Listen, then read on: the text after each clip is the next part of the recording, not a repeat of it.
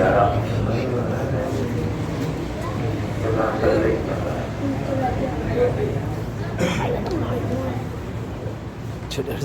اللہ الرحمن الرحیم. یہ تو سبھی حضرات کو معلوم ہے کہ رمضان مبارک اپنے آخری لمحات پورے کر رہا ہے اور یہ راتیں بڑی فضیلت کی راتیں ہیں. ہمیں اور آپ کو اللہ ان کی قدر کرنے کی توفیق عطا فرمائے. بڑی فضیلت کی راتیں ہیں. امام مالک رحمت اللہ علیہ ایک قرآن شریف دن میں اور ایک قرآن شریف رات میں پڑھا کرتے تھے. ہم نے کتنے پڑھے بھائی؟ شاید بہت سارا تو بھائی شروع بھی نہیں کیا، پتہ ہی نہیں رمضان. بہت سے ہمارے بھائی تراویح ایسے پڑھ رہے ہیں کہ جب امام صاحب رکوع کرتے ہیں اللہ اکبر تو وہ کبھی مسجد میں ادھر ادھر بس ایسے کرا کہ رکوع میں چلے گئے.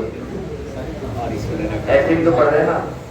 یاد رکھو میری بات بھائی، اگر اس حال میں آدمی انتقال کر جائے تو ایمان کا خطرہ ہے. تراویح پڑھنے نہیں آ رہے، مذاق اڑانے آ رہے.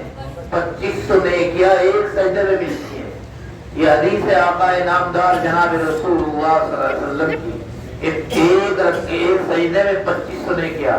40 سجدے آپ نے کیے، کتنی بے شمار نیکیاں ہو گئی. حدیث میں آتا ہے کہ بھائی 1 کے 70 ملیں گے اور 700 گنا تک ملیں گے قیامت میں.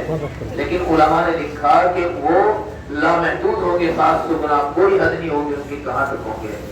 اور بھائی روزے کے بارے میں آیا کہ جس نے جان بوجھ کر ایک روزہ چھوڑ دیا، قیامت تک اگر وہ روزے رکھے تو ایک روزے کی برابر اس کے روزے نہیں ہو سکتے.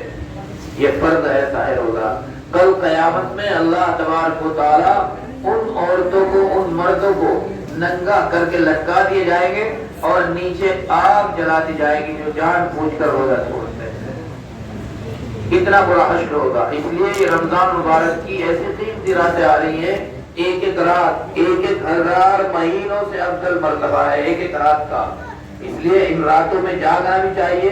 اور حدیث میں آتا ہے کہ اللہ تبارک و تعالیٰ پہلے آسمان پر آتے ہیں، آسمان دنیا پر، اور اعلان کرتے ہیں فرشتے کہ کوئی ہے اپنی مغفرت کرانے والا جس کی مغفرت کر دی جائے، ہے کوئی اپنی گناہوں سے توبہ کرنے والا جس کی توبہ کو قبول کر لیا جائے.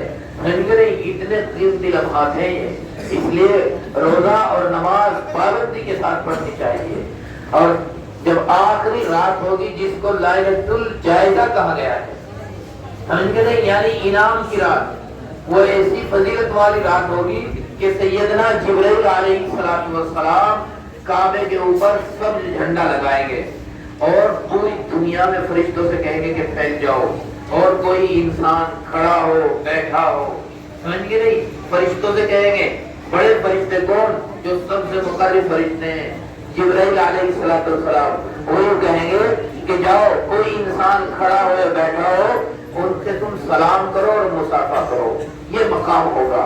اور جب عید کی صبح ہوگی تو نماز کے لیے، جب نمازی نماز کے لیے جائیں گے اور عید گاہ سے لوٹیں گے تو فرشتے کہیں گے کہ باری تعالیٰ مزدور کی مزدوری کا کیا بدلہ ہے. تو اعلان ہوگا، اللہ فرمائیں گے کہ مزدوری پوری دے دی جائے. تو اس وقت اعلان ہوگا کہ جس نے تراویح پڑھے، جس نے روزے رکھے، ہم نے ان سب کی مغفرت کر دی. ہم مغفرت نہیں بلکہ اس سے بھی آگے بتایا کہ اللہ تبارک و تعالیٰ اس کو ایسا کر دیتے ہیں جیسا کہ ماں کے پیٹ سے آج ہی پیدا ہوا، گناہوں سے پاک کر دیتے ہیں. اتنی بڑی فضیلت ہے. اور پھر فرمایا کہ آج کے دن 4 آدمیوں کی مغفرت نہیں ہوتی، باقی سب کی مغفرت ہوتی. اب وہ 4 آدمی کون ہے؟ ایک آدمی ہو جو شراب کا عادی ہو، اس دن وہ مغفرت سے محروم رہتا ہے. آج ہمارے 15 سال کے بچے نشہ کر رہے ہیں، اللہ حفاظت فرمائے.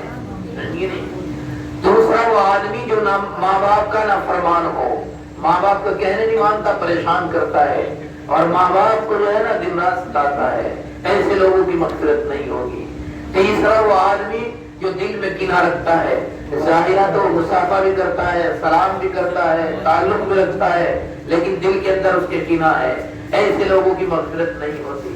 اور چوتھا آدمی وہ جو تعلق کو توڑوانے والا ہو، ادھر کی بات ادھر لگا دی اور ادھر کی ادھر لگا دی، ایسے لوگ بھی اس دن محروم رہتے ہیں جب اللہ تبارک و تعالیٰ کی